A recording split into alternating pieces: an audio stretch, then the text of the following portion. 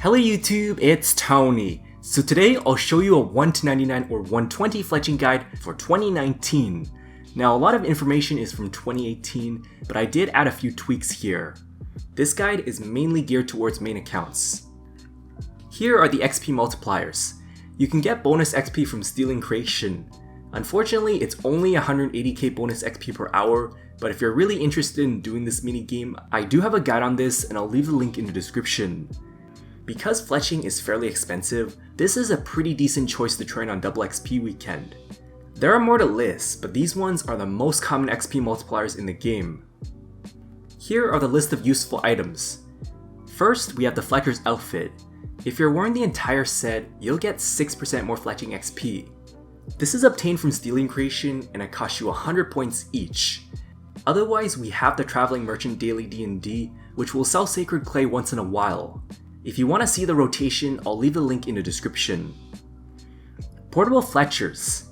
You'll get 10% more fletching XP. There's also a 10% chance you can save resources while you're fletching. Finally, it offers you a 10% chance to string 2 bows at once. While this is a treasure hunter item, you can buy this from the GE or share with others. The FC for sharing this is called Portables. There is a live spreadsheet for this, and I'll leave the link in the description. Finally, we have the Crystal Knife. When you're fletching any kind of logs, there's a 5% chance to double the arrow shafts. Then when you're cutting logs into an unstrung bow, there is a 5% chance you'll get a strung bow instead. By talking to one of the elves, you can enchant this from a crystal tool seed. Every tool comes with 28 charges. When it's degraded, you can recharge them by talking to any one of the elves. Unfortunately, this item is not augmentable. To be honest, I don't find it all that useful, well, unless you're an Ironman, of course. I've talked about the useful items, so let's talk about the training methods. From level 1 to 30, or you can stop at 35, you'll do Headless Arrows. What you'll need are arrow shafts and feathers. They actually profit quite well. The amount you'll need to level 30 is 13.3k, and then to 35, 22.4k. You can get to 35 relatively fast here. If you stopped at level 30, you'll do arrow fletching all the way to level 99. Just like Headless Arrows themselves, you can remotely do this anywhere, so there is no need to bank. What you'll need are arrowheads of the respective kind, plus the Headless Arrows. So for example, if you're doing rune arrows, you'll need rune arrowheads and Headless Arrows.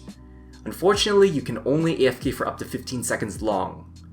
Every time you fletch, you can either click a Fletcher or otherwise from your inventory or action bar. By right-clicking the Fletcher, you can toggle the left-click option to ammo. As you can see right here, you'll fletch them really fast. Unfortunately, there is a buy limit of 20k for Headless Arrows and only 10,000 for arrowheads. Because of this, I highly suggest you use the Price Check and Trade Discord, and I'll leave the link in the description. Otherwise, you can use RS forums. At near optimal speed, you'll fletch 45k arrows per hour. So, I do have a 1 hour footage of me fletching, and I'll leave the link in the description. I was able to make 44k rune arrows per hour. For tipping arrowheads, here are the training methods. This is calculated as if you're fletching 43k arrows per hour. Starting from level 30 to 45, you'll be doing steel arrows. Then from 45 to 52, or you can stop at level 60, you'll do mithril arrows. If you stopped at level 52, you'll do broad arrows. Now this is the most popular fletching method in the game. In order to unlock the ability to fletch broad arrows, this will cost you 300 Slayer points. If you don't know how to get Slayer points really fast, I do have a guide on this and I'll leave the link in the description. Unfortunately, the finished product is not tradable. However, it is really useful for precise components. The XP per hour you can get for this is a whopping 700k fletching XP. There are a couple of stopping points for this. You can stop at 75 if you want to do rune arrows, 81 if you want to do rune darts, 90 if you want to do dragon arrows, or do this all the way to level 99. If you didn't do broad arrows from level 60 onwards, you'll do addy arrows instead. The XP per hour is actually lower than broad arrows. You can do rune arrows from 75 onwards. You'll get 591k XP per hour. With the mining and smithing rework, the rune arrows have become a lot cheaper. In fact, they sometimes profit. From 90 onwards, you can try doing dragon arrows. they'll give you the same amount of XP per hour as broad arrows, although sometimes it's actually cheaper than that. With dragon arrowheads, the prices do fluctuate a lot, so you might not always get the best deal out of this. Instead of selling these dragon arrows to the GE, you can actually sell them to the general store for 240 GP each. You can fletch rune darts from 81 onwards. Now this requires the tourist trap quest complete.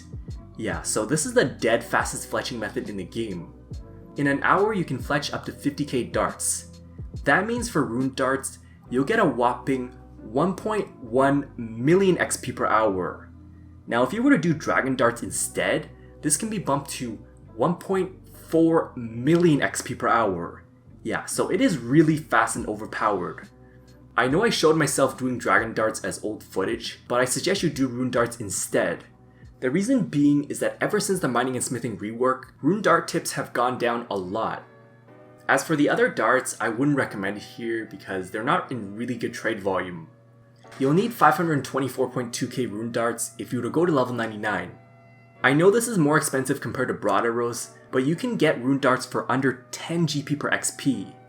Unfortunately, rune darts have a buy limit of only 5,000. Another alternative way to get to level 99 from level 90 is by doing Ascension Bolts. This only requires Ascension Shards. You'll fletch 27k bolts per hour. The amount you'll need to get to level 99 is almost 350k. You'll get around 594k XP per hour from doing this. I personally would not recommend this. The XP per hour is slower than broad arrows and dragon arrows, and rune arrows are far cheaper while giving you around the same XP per hour as this. The next section I'll get into are making bows. Okay, I know a lot of you know this, but I'm just going to show you how to create a bank preset quickly. In this case, because I'm stringing bows, you'll bring 14 unstrung bow and 14 bowstring. You'll click one of the preset cogs and then save the first preset slot. Just press the 1 key to load the preset every time. In order to load the preset really fast, you want to angle your camera so that the bank interface is not blocking the portable fletcher. So immediately after you load the preset, you'll click the fletcher right away. That will load the preset very fast. So Tony, what's the difference between cutting and stringing bows? I mean, they give you the same amount of XP and they cost you similar amounts in GP per XP, right? Well, if you were to cut the bows from the logs into unstrung bows, you can only cut 1,800 per hour. However, if you were to string the unstrung bows, that will get you 2,800 bows per hour. So because of this, it's better to string them instead. If you don't believe how I got these rates, I do have a 1 hour footage and I'll leave the link in the description. When you compare this to fletching ammunition, this is fairly cheap. As a matter of fact, it's actually profitable right now. The reason being is because PVM floods a lot of these logs in the market, and they are pretty good demand for invention components. Here is the table chart for stringing the bows, which is from 35 onwards. I've written down the total amounts needed and the XP per hour. This is assumed at 2,800 bows strung per hour. You'll notice here that I didn't include elder bows. They're actually way too expensive, and their XP per hour just isn't fast enough to justify using this over magic bows.